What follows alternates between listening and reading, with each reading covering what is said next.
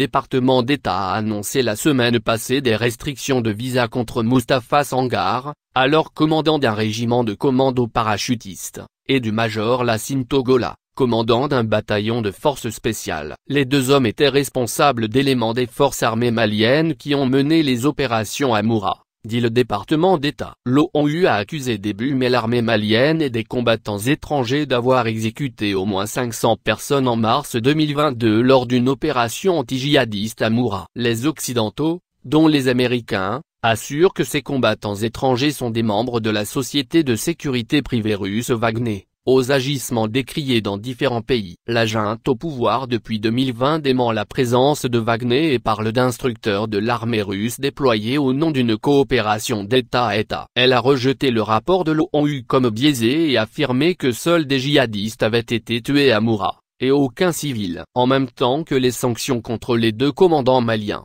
le Trésor américain a annoncé des mesures de rétorsion contre Ivan Maslov, qu'il présente comme le chef de Wagner au Mali. Les États-Unis ont aussi accusé Wagner de chercher à se servir du Mali comme intermédiaire pour faire parvenir des armes à ses combattants en Ukraine. Le gouvernement malien a appris avec stupéfaction la décision unilatérale du gouvernement américain de sanctionner les deux officiers maliens, sur l'unique fondement du rapport des Nations Unies, a dit son porte-parole, le colonel Abdoulaye Maïga dans un communiqué. Le 25 mai, les affaires étrangères maliennes ont convié l'ambassadrice des États-Unis Rachna Koronen pour lui signifier l'extrême gravité des fausses accusations portées contre la République du Mali, a-t-il dit. Le gouvernement est contrarié par ces actions qui impactent négativement la coopération bilatérale, a-t-il fait savoir. Il lance un appel au gouvernement des États-Unis d'Amérique pour l'arrêt de la campagne de désinformation contre le Mali, a-t-il déclaré. Pour une affaire de corruption et de détournement de fonds publics,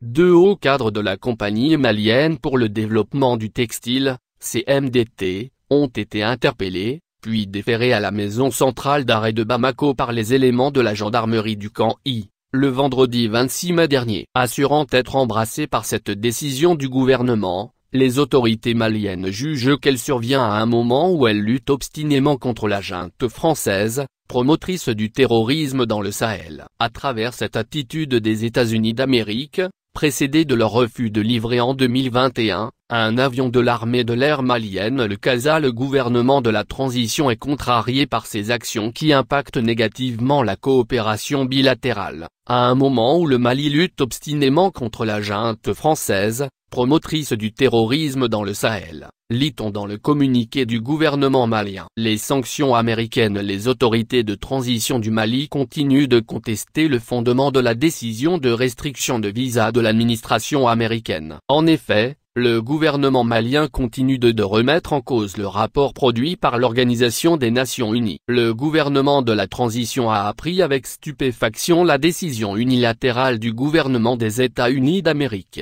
le 25 mai 2023, d'imposer des restrictions de visa à l'encontre de deux vaillants officiers de l'armée malienne, pour des actes présumés, sur l'unique fondement du rapport des Nations Unies sur les événements de Moura sans attendre la conclusion des enquêtes judiciaires menées par les autorités maliennes, dénonce le gouvernement malien. Et habitants de Khartoum ont raconté à la AFP que des combats se déroulaient dans la banlieue nord et que des tirs d'artillerie étaient entendus dans le sud de la capitale, une ville de plus de 5 millions d'habitants. Depuis le début de la trêve le 22 mai, certains parviennent à sortir rapidement pour acheter de quoi manger ou boire, pour 2 fois plus cher qu'avant la guerre. Mais des milliers de familles continuent à se terrer chez elles, sans eau courante ni électricité pour beaucoup, par peur des balles perdues. La situation est pire au Darfour, une vaste région de l'ouest du Soudan, frontalière du Tchad, déjà ravagée par la guerre dans les années 2000, selon Toby Arwar, un responsable du Haut-Commissariat de l'ONU pour les réfugiés. Des combats sporadiques entre militaires et paramilitaires ces derniers jours et El Faché,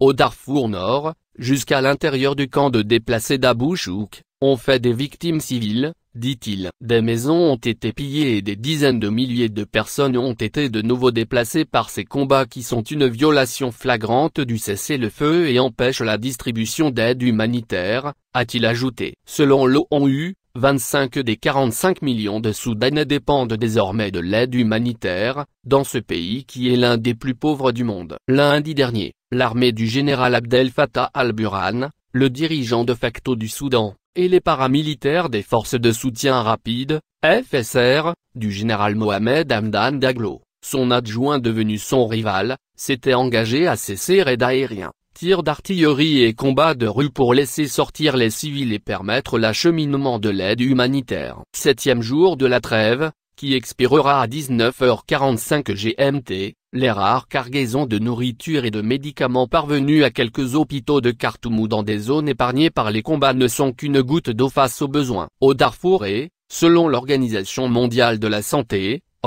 une trentaine de nouveau-nés sont morts dans un hôpital depuis le début des combats, dont 6 la même semaine faute d'oxygène durant les coupures d'électricité. Depuis le début de la guerre le 15 avril, plus de 1800 personnes ont été tuées, selon l'ONG ACLED, spécialisée dans le recueil d'informations dans les zones de conflit, dont 18 humanitaires. Plus d'1 million d'autres ont été forcés de se déplacer ailleurs au Soudan et près de 350 000 en dehors du pays, selon l'ONU.